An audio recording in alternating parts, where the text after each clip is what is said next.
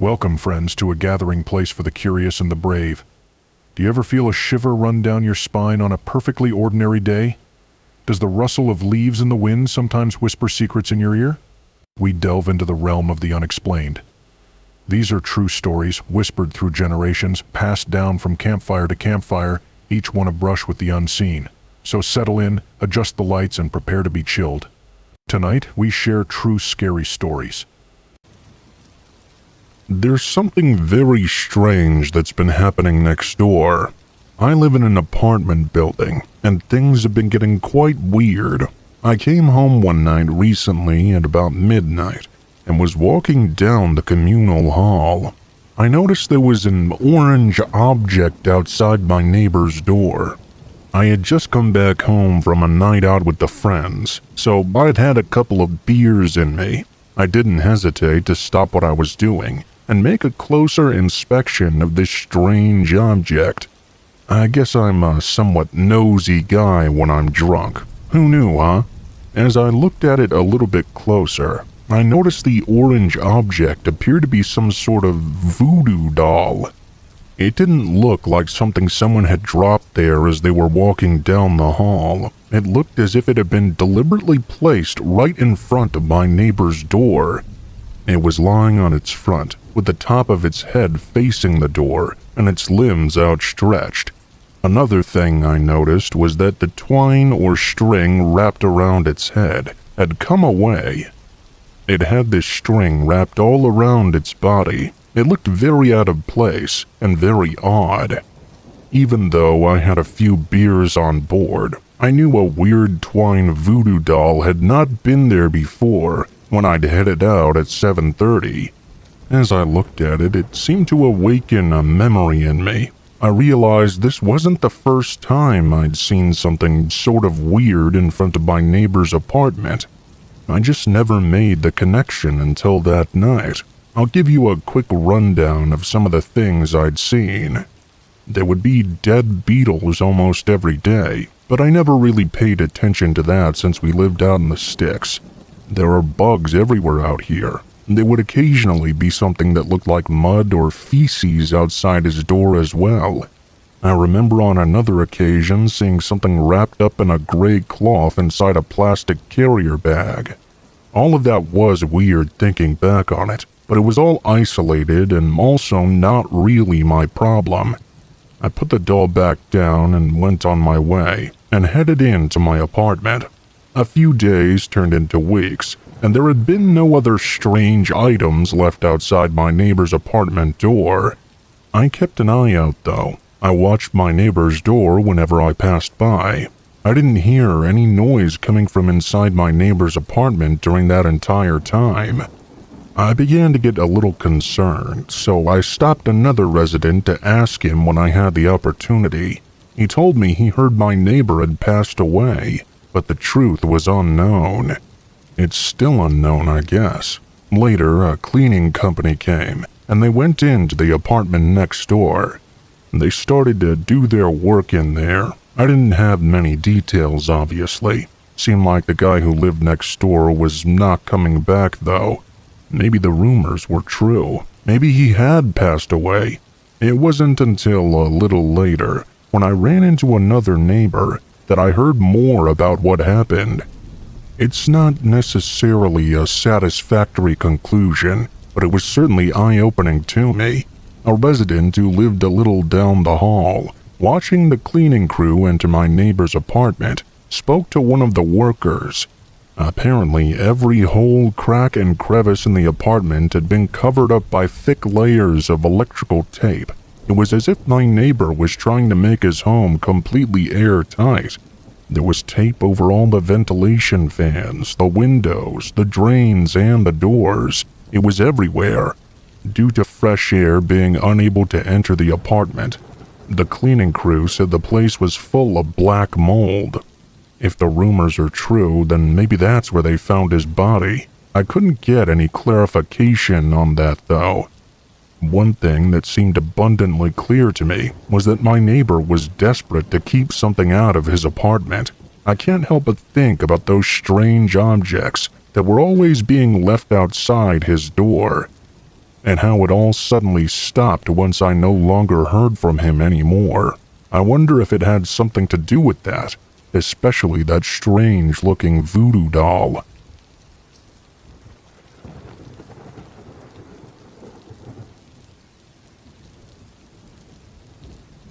Back when I was in high school during my freshman and sophomore years, I would ride the bus. It picked me up at the corner of my street early in the morning and would drop me off afterwards. I went to an average-sized high school about 10 minutes away from where I lived. At least the place seemed average to me. There were about 700 or 800 kids combined in all 4 grades. This is something that happened during my sophomore year. It was a school day just like any other. One class had just ended, and I was going to my final class for the day. As I stood in the hallway near my locker, I talked with some of my friends. I had a decent friend group of several other guys. It was always really crowded in this area between classes. I remember that the first warning bell rang. That meant that you had 2 minutes to make it to class. The kids started leaving the area, but a couple of friends and I stayed. My classroom wasn't really that far off. I remember that one of the guys there was a grade ahead of us. His name was Jake. His brother was Tommy, and Tommy was in my friend group. I think that's why he was there. As I was about to head to class, I heard another sound come over the school speakers. At first, I was thinking, how could the bell ring again so soon? But it wasn't really the same bell sound for when class was starting. It was followed by an announcement over the intercom. We were told that the school was going into a lockdown. All of us should go to our next hour classes immediately, and the teachers should lock the doors and turn off all the lights. There were still a lot of kids hanging around, including the 4 of my friends. I heard one of them say they were just going to leave. Nobody wanted to sit in the classroom for who knows how long during a lockdown. One of the school exit doors was not that far away. There were already some kids leaving. I saw about 10 running for the doors and going outside, and more followed. There was only 1 class period left for the day, so I decided that I wanted to leave as well. The thing is, I hadn't driven there. That's when Jake asked me if I wanted to leave. They said he would give a ride to anybody that wanted to, because he was leaving right now. As he said this, he started to walk away. Half of my friend group was leaving, and the other half were actually going to their classes. Other kids were also leaving. It became pure chaos. We had to leave fast if we were going to. I saw one of the teachers enter the hallway and start to tell kids to get to their classes. There were less and less kids around by the second. I decided to leave, but by that point, Jake and my other friends had already left. I remember the teacher yelling at everyone to stop leaving. There were around 50 kids that ended up making it out of the school. I was one of them. When I got outside, my friends and I did not do a good job of sticking together. Kids were literally running away to leave. They were going to the parking lots where students parked mostly. Some ran off through the grass towards a nearby neighborhood. The school was in an area that was mostly residential, but there were a few businesses down the road. There were woods and all of the sports fields behind the school. The student parking lot was on the side. When I got outside, I couldn't even see Jake or any of my friends anymore. It was basically chaos. The kids were running everywhere. My teacher took a step out of the school and told us all to come back inside, but nobody listened to him. I figured that Jake and my friends would be in the parking lot, so I ran in that direction. I had to kind of go around the school to get there, though. I wasn't sure which parking lot Jake had parked in, so I went to the main one. When I got there, he was nowhere in sight. I hoped I wasn't too late. By now, most kids had made it to their cars if they were leaving. I sprinted for the other parking lot. It was a ways away, though. When I got there, there was nobody. A lot of cars were still there, but I didn't see any students at all. I walked around. hoping that maybe my friends would be in their car and hadn't left yet. Unfortunately, I didn't see them. I realized that they must have left without me. Now I didn't know what to do.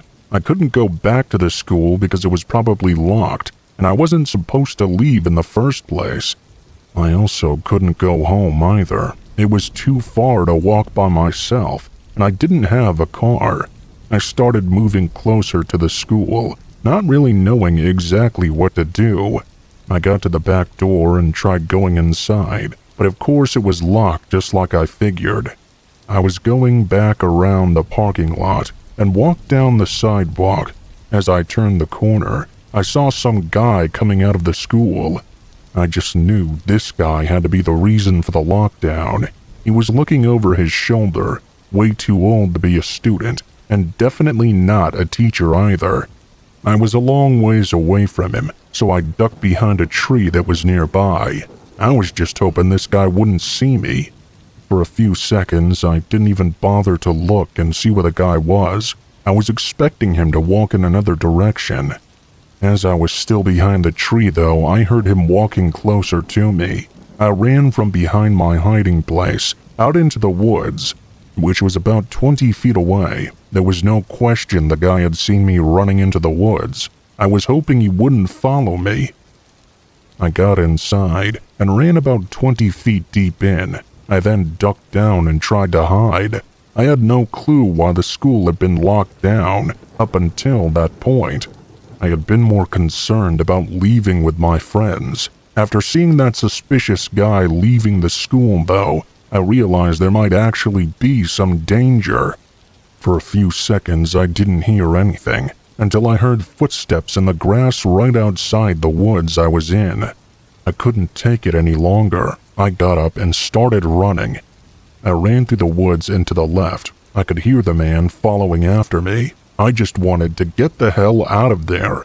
After running for 2 or 3 minutes, I reached the edge of the woods, kind of near a street. I walked through the grass to the sidewalk and then ran down it. I kept going until I reached a gas station. When I got there, I asked the employee working if I could borrow his phone to call my mom. I told him how my school had been locked down and everything. He let me, and I was able to wait there until my mom came and picked me up. Luckily, she worked not too far away. I was able to leave without a problem. I didn't get in trouble for leaving school early either. The lockdown ended up lasting the entire class period. In fact, students had been kept there after the regularly scheduled time school was supposed to get out. It turned out the man I saw entering the school had been trying to abduct his daughter. It was a situation where he was divorced and didn't have custody of her. He was also drunk and threatened to kill a custodian when asked to leave.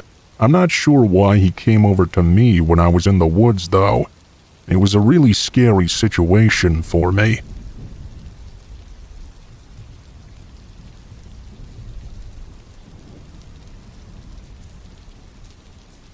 I was at home for 3 days for a mini stay-at-home vacation from work. I live in a very rural area, about an hour away from the city. Honestly, I hadn't really taken these days off for any particular reason. I guess I was just feeling like I needed a little bit of a break. It was on my very first day off as I stayed home and watched TV, amongst doing some other small things around the house, when, around dinner time, a knock came from the front door. I sat up from the couch and looked up at the clock, seeing it was around 7 p.m. Well, it was quite strange for anyone to be at my house in general, but given the time of day as well, it was even more suspicious. I walked up to the door and cracked it open a bit. There was a man on the doorstep, smiling at me. He looked just like any other normal guy. No special features or anything that stood out about him. "What do you need?" I asked, looking around behind him and noticing no car or truck anywhere in sight. The man maintained his smile as he went through a whole scenario he was in just a few minutes ago. He said he was on the road that connected to my driveway when someone slammed into his car and drove off. leaving him stranded there. He stumbled around looking for help until he found me. That was the way he described it, of course. Just from looking at him, things didn't seem to add up, though. My driveway was quite far away from the road. The chances he got into an accident right by the entrance was almost zero on such an empty lane. I told him I'd call the police for him if he'd like, but the man declined immediately. He said he wanted to borrow my phone to call his wife. It took me a few moments to think about what to do. I was unsure about the situation. It made me nervous to say no to him, though. I said I would call the police and that was it. The man's smile immediately went away. "Don't worry about it," he said, and walked away from the porch. I closed the door and looked out my window. The man walked down my driveway and disappeared into the darkness. After a moment, I called the police anyway, just to be safe. 20 minutes later, I got a call back from them. They said there were no signs of any crashes on the road at all. I stayed up late that night, looking out all the windows and being very paranoid. Once it got to around 12, though, I was too tired to stay up any longer. I went upstairs to my bedroom, got ready, got in bed, and fell fast asleep. I remember waking up frantically, not understanding why. It was like I'd heard something in my sleep, but I hadn't quite woken up fast enough to comprehend what it was. I looked over, feeling my heart race. It was about 3 a.m., my clock said. I got up from my bed and walked over to the door. I listened out for any sounds in the rest of the house. It was mostly quiet, but I could make out a slight rustling sound coming from somewhere outside. I carefully walked down the stairs, trying to check out what was going on. At first, I thought it was probably just a bush brushing against the house, but as I got to the downstairs hallway, I realized that whatever this sound was, it was going along the edge of my home, toward the front door. I felt my heart start racing as I tried to reassure myself that everything was okay. Then the rustling stopped, and only a minute later, there was a knock at the door. I stood still at the end of the hallway and stared at the front door, terrified of whoever was out there. After a few seconds, I moved away and up to a small window on the side of the house. It had a view of the porch area through the blinds. I could see two men in dark clothing, both holding something in their hands. They looked to be weapons of some kind. My eyes widened in fear as I backed away. I quietly walked back up to my room. More knocking echoed throughout my house as I called the police and locked myself inside. I stayed on the phone as the knocks turned into clanging thuds. I knew immediately it was exactly what I'd feared. They were trying to break my door down. Hit after hit rang out non-stop for 5 minutes as they banged on the door, nearly shaking the whole house. The operator on the phone finally said an officer was pulling up to my home, and that's when all the banging stopped. When the cop pulled up, he said he didn't see any men at my door, though. They must have run off just before he could see them. The door was barely hanging on. The wood was bent in and splintered, with only the lock still in place. I was lucky the police were able to show up quick enough, but I guess I was also smart to have not helped that one man. I'm assuming that if I had done so, it would only have accelerated their plans to do whatever it was they were trying to do to me. Even today, I still worry about them coming back sometime.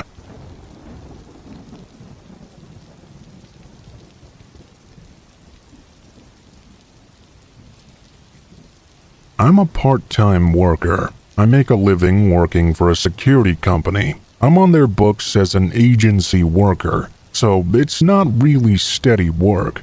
I do well enough not to complain, though. On the night this happened, I was sent out to work overnight for a company I hadn't worked for before. I didn't love the sound of the gig. I can admit now I was a little bit reluctant to even go, but it was part of my job, so I did. I set off that evening to spend the night working the night shift. I arrived at the address and found my way to the company. It was basically a massive warehouse. My job that night was to guard the warehouse. I was a little surprised they had hired a security guard to do this gig, because, all I had to do was make sure no one broke in. It seemed they were really worried about theft. I guess it made some kind of sense then. You don't really want an old guy with nothing more than a flashlight torch guarding the place from thieves. Well, my evening got a little bit easier, I thought to myself, as I was shown around. I was told that all I had to do was visit some checkpoints regularly at the designated times. When I wasn't doing that, I was basically free to do whatever I pleased, even take a nap if I so wanted. I was fine with that arrangement. I brought my laptop along and had plenty of interesting material to watch on that while no one was around. Yeah, some top-shelf stuff if you get me. I thought I was all set to have a fun and carefree night, but that changed at around 1 a.m. That was when something strange started happening. I wasn't new to strange things going on at night. I am a security guard after all. I've got some other stories, but most of them can be explained logically. What I mean is that I'm used to the things that go bump in the night now. Creaks and bangs and weird sounds don't really make me jump much. When I heard something more than the usual evening noises I would hear, I realized something was different about this place. It wasn't just the noise. There was an atmosphere here. I felt cold all of a sudden. I even started shaking because it was so cold. It was supposed to be summer. I spotted a thick jacket in the restroom earlier that night. I went to retrieve it. I guess it belonged to someone who worked here. The sudden cold snap was weird, but I warmed up a little with the jacket on. I decided to start one of my patrols a couple minutes earlier. I figured that walking around would keep me warm. There were security cameras set up in the warehouse, and I knew that someone from my firm got fired for slacking off because one of the clients reviewed the security footage and found out he didn't do anything on the night he was supposed to be working. Yeah, I wanted to be diligent. I got moving and left the break room. I went through the office area into the warehouse. I only got a few steps in when suddenly it felt as if my heart was about to stop in my chest. I sensed something. If you want to laugh at me for that, you can go ahead and laugh. But I was completely petrified by this feeling. I hadn't seen anything. I was just so suddenly frightened by something unseen, like an atmosphere of whatever could be in the dark of that warehouse. It was the first time in my life I've ever felt warning signals like that. I'm not the type to believe in paranormal stuff or pick up spiritual vibes from a place, but that night I had the feeling I was not alone. I had my flashlight with me as I headed to the door at the back of the warehouse. There, next to these big warehouse doors, was a smaller tradesman entrance. I had to open a shutter and head in through it to continue with my rounds. I could see the light of my flashlight shaking across the walls and floor as I scanned around. I made a determined effort to keep my arms still, so I pointed the flashlight at the wall. I focused on a single spot. I was pleased that I'd done the whole mind over matter thing. I resumed scanning the light over the warehouse, but stopped suddenly. In the area where my light was shining, there was clearly something there. It looked like some kind of shape, something that was solid and moving in the depths of the warehouse. There was something there. To my own surprise, I began to follow the light of my torch. I was terrified. That was the first time in my life that I realized that when people are truly frightened by something, they don't panic necessarily. On the contrary, they might just remain calm, extremely calm. I was able to think clearly and rationally, and no matter how I looked at it, I felt as if I was doomed to continue that night. Even though I was a little nervous, I knew that if I didn't finish my job, I would not get paid, and it was as simple as that. I definitely wouldn't be looked on all that favorably by my boss either, the person who hands out the jobs. I decided to push forward. I had seen something in the darkness of that warehouse, and it was my job to go out in search of it and find out exactly what it was. So that's exactly what I did. I was praying to myself it was simply a cat or something, but I didn't know. I tried to get a hold of myself as my mind started racing. I headed to the back of the warehouse, to the location where I'd seen that shadowed shape. I don't know how it happened, but somehow I'd managed to lose track of them. I didn't like that. I had to know where they'd gone. I went further and further, ignoring the patrol route altogether. I was shining my torch all over, and I caught a glimpse of that shadow up ahead. I continued to follow. It was just another job, I kept telling myself. Before long, I found myself turning and heading down a passageway with no exit at the other end. I had just walked myself down a dead end. If someone came at me while I was there, I would have no place to run or hide. I wanted to light up the whole place, but it was too dark, and the flashlight didn't cover enough area. The sweat began pouring down my forehead. I was half bracing myself to be attacked from the darkness. I called out to whoever was there. "Look, I'm just on patrol here, okay? I don't want any trouble from you, and you don't want any trouble from me, all right?" I said words to that effect. Thinking back, it makes me laugh, to be honest. Something unbelievable happened next. I was staring at the back wall at the dead-end part of the warehouse. That's when I got a good look for the first time.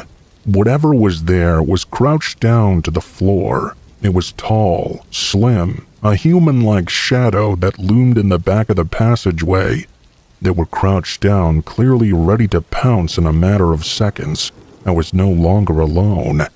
I got the sense that whoever this was really wanted me to get out of there. It was the strongest feeling of "you're not supposed to be here" that I've ever felt in my life. I didn't want to deal with that. I slowly backed away and went back the way I came. As soon as I was out of that passageway, I turned around 180 and ran for it. I ran back through the little office to the safety of the break room and immediately turned on my laptop. When 3 a.m. came around, I couldn't bring myself to go back down there and do another round, let alone fumble around with the doors. I didn't care if I got fired. I was not walking around down there with that person. I didn't care if I got fired. I was not walking around down there with a dangerous shadow person thing. I valued my life way more than my job. I ended up skipping that 3 a.m. patrol, as well as the 5 a.m. one. I watched material on my laptop all night. I couldn't think of anything else that could so easily distract me from the fear I felt down there in that hallway. Like an idiot, I just tried to distract myself. I waited for the morning to come, and as soon as 7 a.m. rolled around, I was out of there. I imagined that I would be getting a complaint or even called into the manager's office and given my marching orders. I spent weeks dreading the phone call that would come, but it never did. No complaints were lodged, and I kept my job as well. It was kind of weird. I mean, why wouldn't they complain about a guy who didn't do the job, who just sat there all night watching movies? I don't know, just seemed a little weird. Anyway, I'll never work in that warehouse again, that's for sure. I ended up asking a couple of colleagues if they'd ever patrolled that warehouse. Some said they had. I asked them if they'd had any experiences similar to mine while on the job. To my surprise, everyone said that nothing like that happened when they worked there. The 5 security guards had no issues on any of their shifts. In the end, I got a reputation of being a scaredy cat who watches adult movies at work. Yeah, they all thought I was a creep. It wasn't long after that I decided to leave. I guess don't tell your colleagues too much is the lesson here. A bit of a strange ending.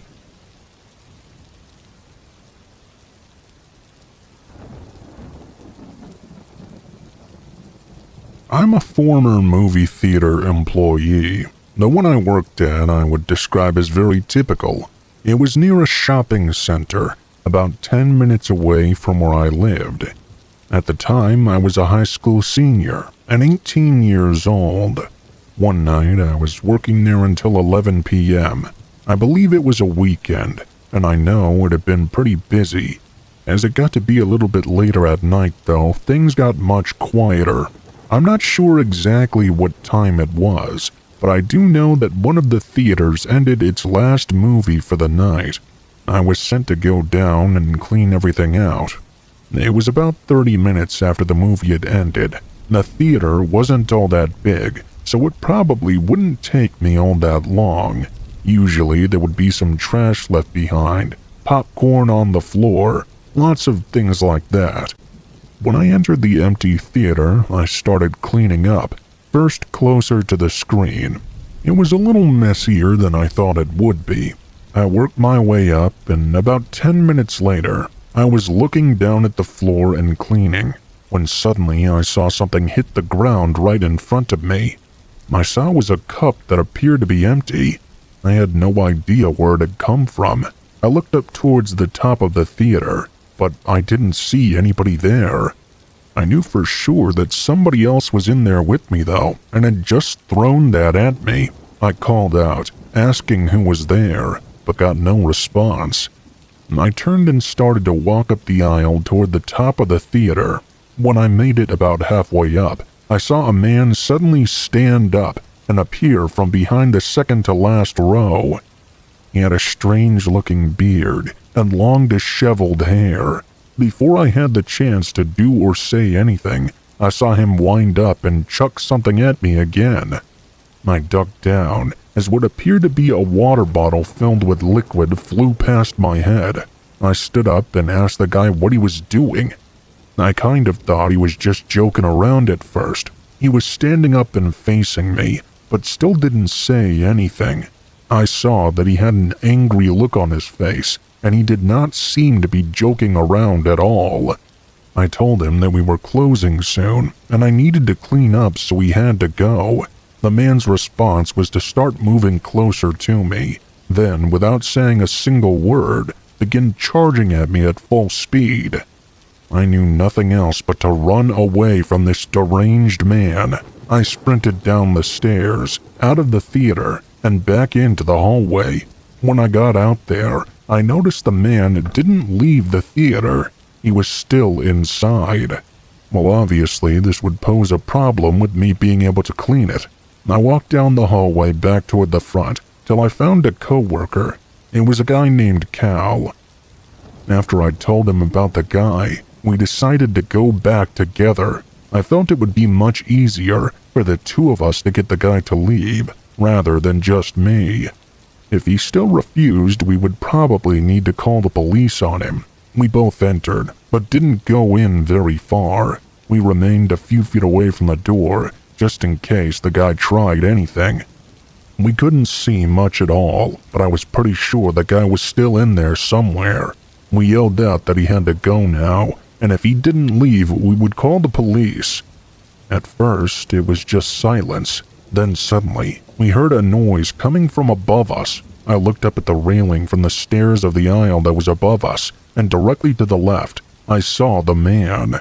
A bunch of popcorn fell down on us. He dumped it over the rails right onto us. We both left the theater and called the police. We waited by the entrance for the next 10 minutes or so, and the guy didn't attempt to leave. When the police got there, we told them where the guy was. It took them a while, but eventually they were able to escort him out. I'm not sure what exactly his problem was, but the guy clearly had some issues.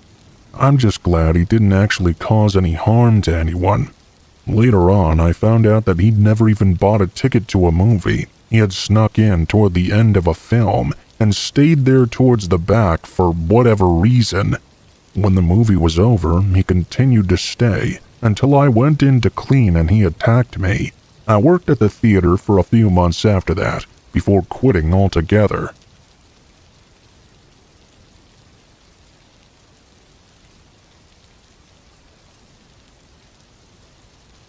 This happened when I was 18, making the road trip from my hometown to my new college.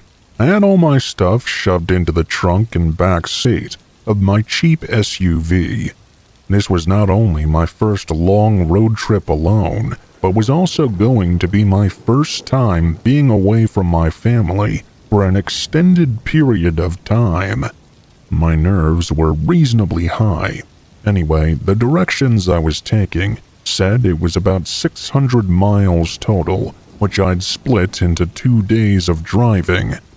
I was taking whatever route the maps had me take, and it estimated I'd make it to the hotel at about 11 p.m. at night. With possible traffic, gas stops, and getting food, though, I thought I'd likely get there much later. By 7, the sun was fully down, and most of the cars were gone too. Every once in a while, a car would pass me by, and I'd see their headlights slowly fade away in front of me. For most of the drive, though, it was just me. This actually made me really tired and bored. At around 10 p.m., I decided to stop at a gas station before making the final stretch of the drive. About 10 minutes later, I exited the road and entered a gas station. Being so far out, this wasn't a town or anything. It was literally just a gas station with 2 pumps and a tiny convenience store. I didn't see any other cars on the road or in the lot, not even any lights from any nearby buildings in the distance. I pulled right up to a pump and got out to start topping off my tank. As I looked around, I almost got jump-scared by a guy walking up to me. In comparison to myself, he was much older, probably in his 50s if I had to guess. He honestly looked homeless, but regardless, being approached out here wasn't something I was expecting. His strange-looking smile didn't make me feel any more comfortable at all. "Hi, do you need something?" I said, hoping he wouldn't come any closer. The man stopped a few feet away from my car and looked around almost cautiously. He responded to me, "Take the exit back onto the highway." I looked at him confused, not sure if I was understanding him right. He pointed behind me at the exit I came from and repeated himself over and over. After a second, I said okay, and the man walked off. I was still really confused. The exit I came from that he wanted me to take again was a one-way road. By his logic, he wanted me to drive on the wrong side of the road and do a U-turn back onto the highway. That didn't make any sense. I looked out at the entrance road, the obvious one I was supposed to take. There were no signs of any construction or anything blocking it. It just looked like an empty ramp back onto the highway. As I put the pump back and got in my car, I glanced over at the man, who was now just sitting against the side of the convenience store. The more I thought about it, though, the more crazy that man seemed, just to be sitting out here in the middle of nowhere saying nonsense. I thought maybe this was some kind of trap or something. I went with my instinct and drove out of the lot and toward the entrance to the highway. As I merged onto it, I realized pretty much all the streetlights were turned out. I slowed down, thinking this may be a construction zone or something. I kept my eyes focused on the road directly ahead, making sure to be cautious of anything. As I made my way through the unlit road, I saw the brief outline of a figure to my left before a pickup truck came out of nowhere and stopped right in front of my car. Every door opened as 4 men jumped out of the truck and started running up to my car, holding weapons of all sorts. Metal bats, machetes, knives. They didn't even have anything covering their faces. They just had this emotionless gaze, like they felt nothing of what they were doing. I quickly started backing up as they got just a few feet away from my windows. Once I got far enough back, I saw the outline of dozens of people coming out of the shadows along the road. A few even tried chasing my car as I frantically reversed out of there. As soon as I could, I turned around and sped off. I called 911 once I felt I was safe, but for some reason I never got a call back. No update on it at all, almost like they didn't even bother to check. Ironically enough, it seemed the creepy old guy at the gas station really had tried to prevent me from getting caught up in that mess. I was incredibly lucky to get out of that with my life, as I have no idea what that was or what they were all planning to do. Don't forget to hit that subscribe button and that little notification bell so you never miss a story. And if you have your own encounter you'd like to share, leave a comment below. Who knows, it might just find its way into a future video. Until next time, stay safe, stay curious, and remember, the scariest stories are often the ones closest to home.